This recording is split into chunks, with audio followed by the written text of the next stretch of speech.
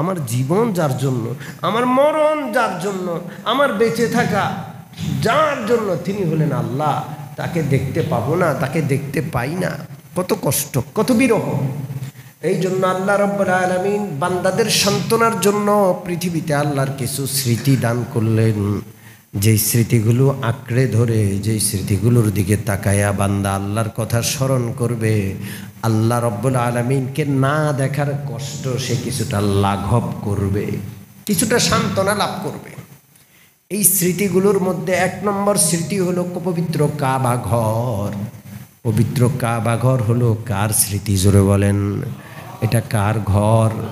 আল্লাহর ঘর। আল্লাহু আকবার, আল্লাহু আকবার। পবিত্র কাবা ঘর কার স্মৃতি? বান্দা যেন জমিনে এসে বিরহের কষ্টে না পড়ে, এই জন্য হযরত আদম আলাইহিস সালাতু ওয়াস সালামকে সৃষ্টির 2000 বছর আগে ফেরেশতাদের মাধ্যমে কাবা ঘর বানাইয়া আল্লাহ জমিনে পাঠায়া দিলেন। আদমকে এখনো সৃষ্টি করেন নাই, 2000 বছর আগে আল্লাহ তাআলা কাবা ঘর তৈরি করে জান্নাত থেকে ফেরেশতাদের মাধ্যমে কাবা ঘর জমিনে পাঠায়া দিয়েছেন। সুবহানাল্লাহ। বান্দা আসার আগে, বান্দাকে সৃষ্টি করার আগেই কাবা ঘর সৃষ্টি করলেন, বান্দারা যেন এক মুহূর্ত বিরহের কষ্ট না পায়। বান্দা হযরত আদম আলাইহিস সালাতু ওয়াস সালাম যখন দুনিয়াতে আসলেন, দুনিয়াতে এসে দেখলেন কাবা ঘর নির্মাণ করা অবস্থায় আছে। আল্লাহু আকবার, আল্লাহু আকবার। অন্য বর্ণনায় আছে আল্লাহ রাব্বুল আলামিন হযরত আদমকে দুনিয়াতে পাঠালেন আর নির্দেশ দিলেন, আদম তুমি নিজের ঘর বানানোর আগে আমি আল্লাহর ঘর কাবা ঘর তৈরি করো। আল্লাহু আকবার। হযরত আদম নিজ হাতে আল্লাহর নির্দেশে আল্লাহর ঘর বানাইলেন। এটা হলো আরেক বর্ণনা। এটা হলো কি?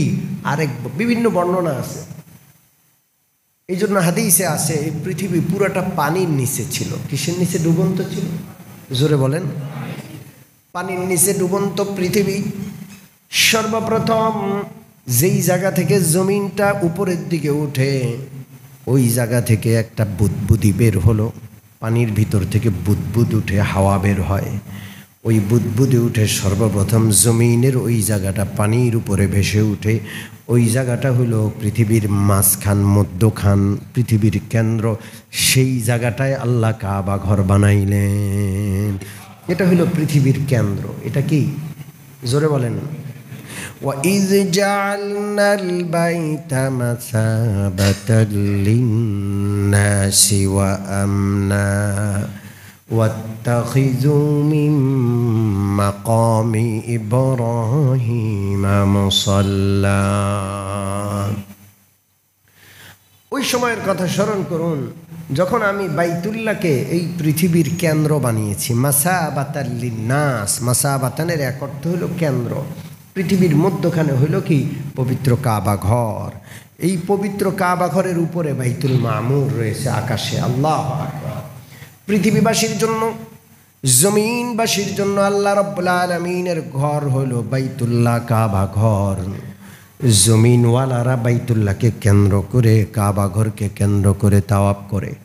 আসমানওয়ালা ফেরেশতাদের জন্য কিন্তু উপরে আল্লাহর আরেকটা ঘর আছে, যেই ঘরটার নাম হইল বাইতুল মামুর। আল্লাহু আকবার।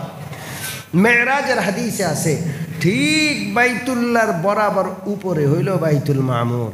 বাইতুল মামুরকে যদি জমিনে পাঠানো হয়, নিচে নামে বাইতুল মামুর, তো ঠিক কাবা ঘর বরাবর হবে তার স্থানটা কোন বরাবর? জোরে বলেন। দেখছেন আকাশেও আল্লাহর ঘর আছে, নাম কি? জোরে বলেন কি নাম?